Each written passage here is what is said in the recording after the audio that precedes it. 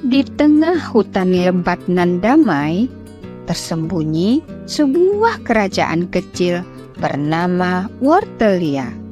Negeri ini tidak tercantum di peta manusia karena dihuni oleh makhluk-makhluk berkaki empat yang terkenal dengan telinga panjang dan hobi melompat.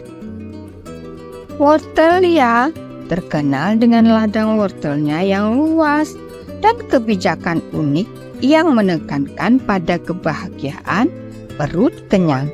Pemimpinnya adalah Raja Lompatan ke-17, seekor kelinci tua berbulu putih halus yang terkenal bijak meskipun sering kebablasan bicara soal kue wortel.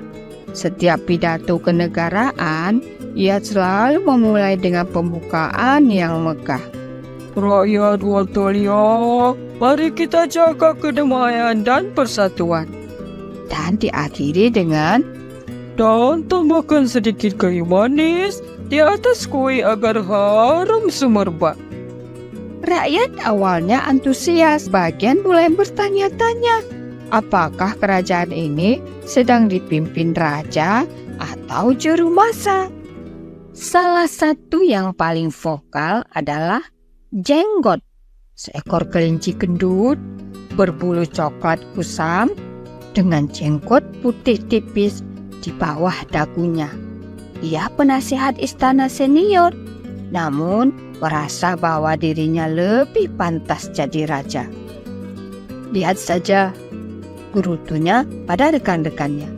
Ia bicara soal kayu manis di rapat pertahanan dan soal loyang kue saat bahas ekonomi.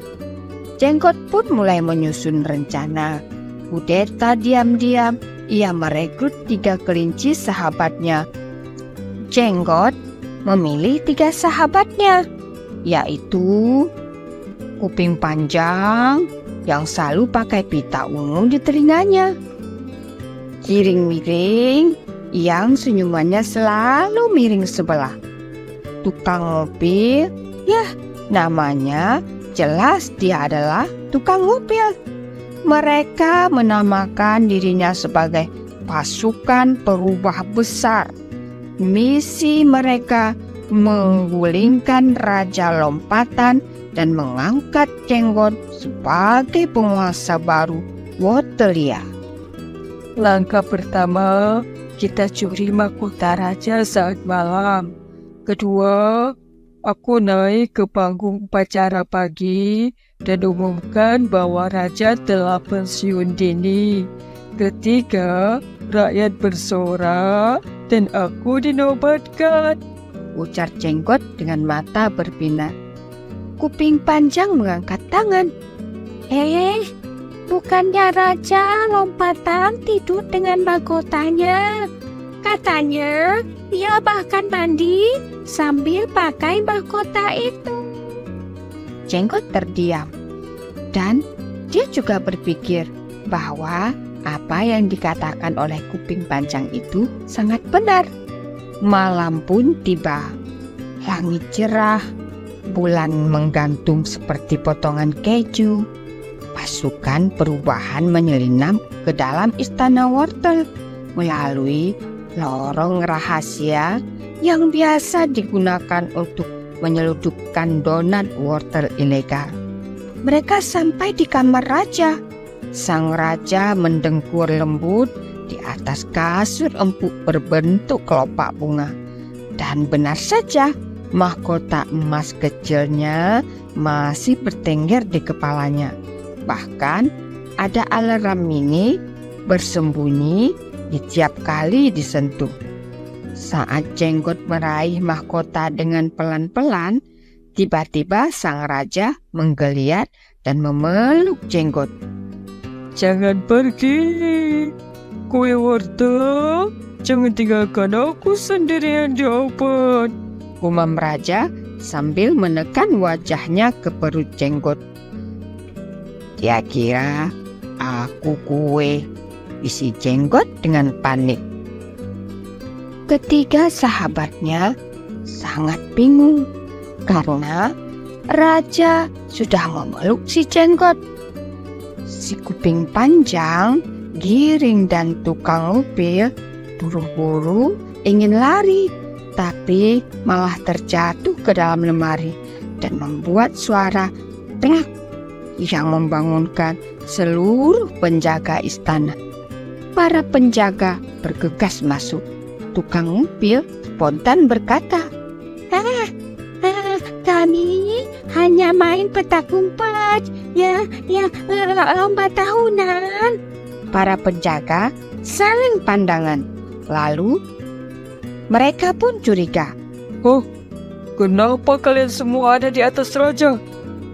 Karena dia peluk aku duluan, sahut Jenggot. Keesokan harinya, mereka diadili oleh Dewan Wortel, Dewan Kehormatan Tertinggi Wortelia. Mereka memakai jubah dari serat wortel. Namun, Raja Lompatan alih-alih marah, malah tertawa terbahak-bahak saat mendengar rencana mereka.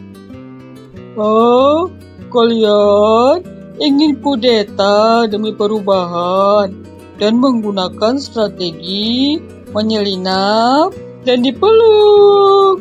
Luar biasa bodohnya, tapi luar biasa juga jujurnya. Alih-alih menghukum, Raja malah memberi Jenggot posisi yang baru. Kau akan kujadikan menteri perubahan dari kue-kue. Kau bisa memimpin program pembaharuan sambil tetap membuat dunia lebih manis. Jenggot setuju dengan syarat ia mendapat jatah 2 loyang kue wortel setiap minggunya.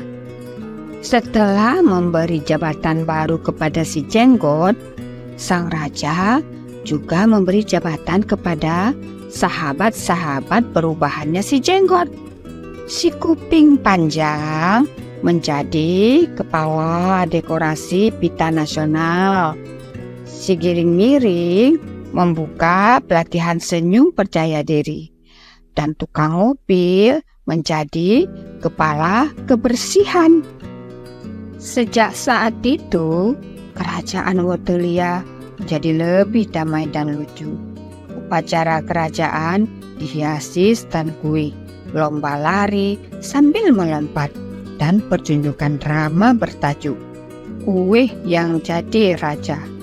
Dan Raja Lompatan ke-17, ia tetap bercerita soal kayu manis di setiap pidatonya. Tapi kali ini semua rakyat mendengarkan dengan mulut penuh kue dan hati penuh tawa. Raja Lompatan tidak marah meski hampir dikudeta. Ia melihat niat dibalik tindakan dan memilih memberi kesempatan kedua. Pesan moral yang bisa disampaikan pada cerita ini adalah perubahan tidak harus dimulai dengan kekerasan. Pemimpin yang baik tahu kapan harus memaafkan. Kebodohan yang jujur lebih baik daripada kepintaran yang curang. Tertawa adalah obat terbaik bahkan dalam politik. Semua orang punya peran penting asal diberi kesempatan.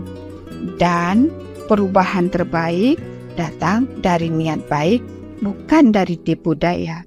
Sampai jumpa pada cerita-cerita berikutnya.